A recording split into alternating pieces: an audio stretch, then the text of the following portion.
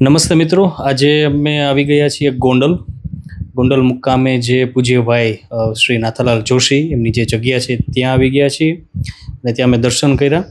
અને હવે એમના જે અંતેવાસીમાંના એક છે તેવા શ્રી આનંદભાઈ એમને આપણે મળવાના છીએ અને પૂજ્યભાઈ વિશે, એમના જીવન વિશે અને એમના કાર્યો અને એમના જે વિવિધ અનુભવો અને સંસ્મરણો છે એમના વિશે આપણે એમને વિનંતી કરીશું કે એમના વિશે આપને માહિતગાર કરે, એમના જે અનુભવો છે, કારણ કે તેમની સાથે ખૂબ બધા વર્ષો તેઓ રહેલા છે. અને આજે અમે જે લોકો આવ્યા છીએ એમાં એક હું છું જે સ્પીક બિંદાસ દેવાંગ વિભાકર, મારી સાથે જામનગરથી ડૉક્ટર જોગીનભાઈ જોશી જોડાઈ ગયા છે અને સાથે સાથે સ્ક્રીન ઉપર જોઈ રહ્યા છો લેફ્ટ સાઈડમાં જે છે શ્રી અરોરા સાહેબ છે, તેઓ રાજકોટથી છે અને ચેતનભાઈ કાટકોરિયા છે, તેઓ પણ રાજકોટથી છે. પણ વિશેષ આપણે પાસેથી જે એમના યાદીઓ છે શ્રી નાથાલાલભાઈ જોશી, જેમને પૂજ્યભાઈ તરીકે વિશેષ આપણે ઓળખીએ છીએ, તો ચાલો એમની પાસેથી જ આપણે વિગતે વાત કરીએ. જય મા જય રમાનાથ.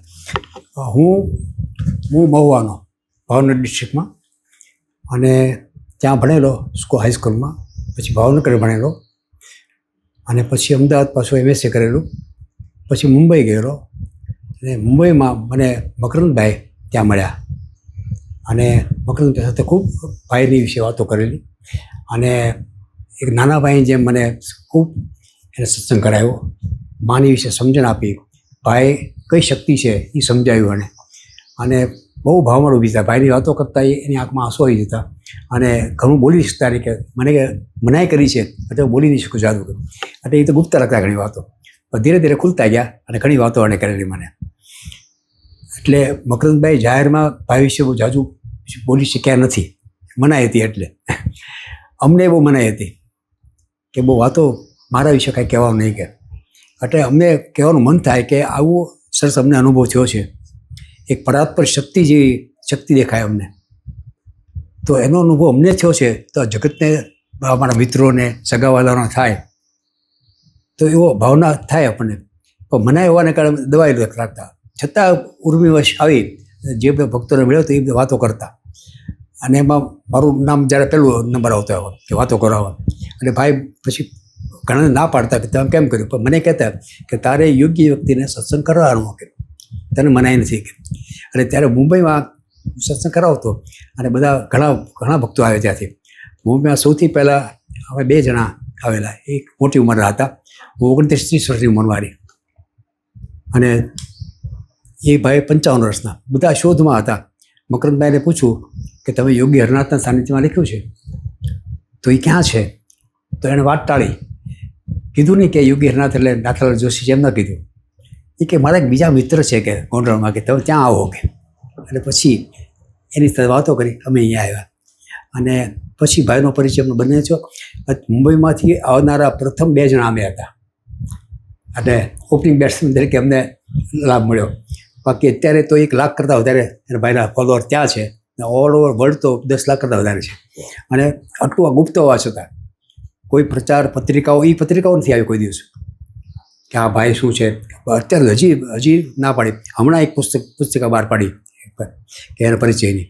બધી મનાઈ હતી એટલે કાંઈ કર્યું નહીં, કરવું કે નહીં એ જાતની બધા મથામણમાં હતા.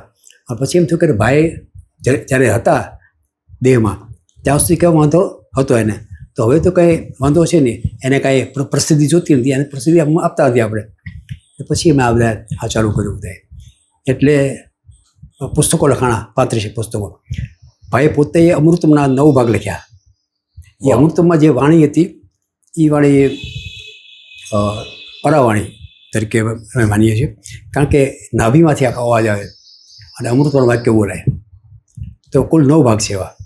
હવે પરાવાણી એટલે માની વાણી અને ભાઈની વાણી શું, બેમાં ભેદ શું છે, તો એવું પણ ભાઈએ સમજાવેલું કે આ ભેદમાં કે જ્યારે ભાઈને સામાન્ય વાતો કરવી હોય, લૌકિક વ્યવહાર કરવો હોય તો સામાન્ય વાણી બોલે પોતે, અને જ્યારે એને પરમ સત્ય રજૂ કરવા હોય ત્યારે એનો આખો ટોન બદલાઈ જાય. એ ટોન બદલાઈ જાય અને વાત કરે તેમાં દેશ દેશાંતરોની ડિટેલ આપી શકે, વાત કરતા હોય તમારા આગલા જન્મની વાતો કરી શકે, તમારે મૂંઝવતા પ્રશ્નો છે એ પોતે કહીએ કે આ તારો પ્રશ્ન મૂંઝાય તો મૂંઝાવા. આ બધું એની પરાવાણીમાં આવતું. પરાવાણી એટલે માં બોલે છે એમ બોલતા ભાઈ કે આ માં બોલે છે. હવે માં બોલે છે એટલે શરૂઆતમાં તો ખબર ન પડે કોઈને આ શું છે. આમ તો લાગે ભાઈ બોલે છે, બોલે ભાઈ જ તે. અને પાછા આ બદલાઈ જાય ત્યારે કે માં બોલે છે. તો આ જાતનો પ્રશ્ન મકરંદભાઈના પત્ની કુંદિકાબેને મુંબઈમાં પૂછેલો. હું ત્યાં બેઠેલો, હરકૃષ્ણ અવસરમાં ભાઈ આવેલા, રમાબેન છે એટલે એના પત્ની, એને ગોલ્ડ બ્લેડનું ઓપરેશન હતું ત્યારે ત્યાં આવેલા. અને આણે પ્રશ્ન પૂછ્યો કુંદિકાબેને કે તમારામાં આ જે માં બોલે છે એ બધું શું છે કે કોઈ બહારથી કોઈ આવે છે, કોઈ આત્મા આવીને બોલે છે, કોઈ દેવી દેવતા આવીને બોલે છે, આ શું છે કે ભૂત પ્રેત તો ન બોલાય, નહીં તો એમ કહીશું કે ભૂત પ્રેત આવે છે. ત્યારે ભાઈ કીધું કે જો આ 3 પ્રકાર છે કે ભૂત પ્રેત આવતા હોય કે તો માણસ બેહોશ થઈ જાય એની પહેલાં, આવે એ પહેલાં, અને એને ખ્યાલ ન હોય કે અને કબજો લઈ લીધો એનો ચેતનાનો, અને પછી બોલે જાય અને બધી એ વાતો કરી શકે. અમુક મર્યાદામાં ભૂતકાળની કે બધી વાતો કરી શકે, પ્રસંગોની વાત કરી શકે. એ બોલે એને ખબર નથી હોતી માણસને પોતાને, એ ભૂત પ્રેત બોલતું હોય અથવા દેવી દેવતા હોય બોલતા હોય.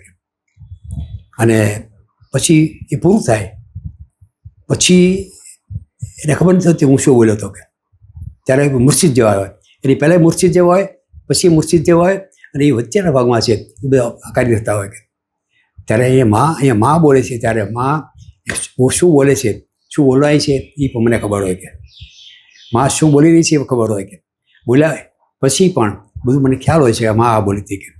એટલે હું ક્યારેય મૂર્છામાં આવીને બોલ્યો નથી આગળ. એટલે માનું જે બોલવાનું છે એ દેવી દેવતાઓનું કે અથવા બીજું જે આવેશ પ્રવેશ નથી આ કે. આ સતત છે એ માની હાજરી છે આમાં, એ માં બોલતી હોય છે. એને ન બોલવું હોય તો વ્યક્તિ રીતે બોલે, અને બોલવું હોય તો શક્તિ રીતે બોલે. તો એટલે માની વાણી આ જતી માની વાણી થતી હોય જેને અનુભવ્યું છે ને ખ્યાલ છે કે આખું વાતાવરણ બદલાઈ જાય. આખું એના આંદોલનો તમને પકડી લે. ફ્રિકવન્સી ઉપર કંઈક બોલાઈ રહ્યું છે અને એ ફ્રિકવન્સી તમારી ચેતનાની અંદર સ્પર્શે. અંદર જ્યારે આટલી ઢાઢક આપે એ જાતની ભાવના દરેકને થાય ભાઈ.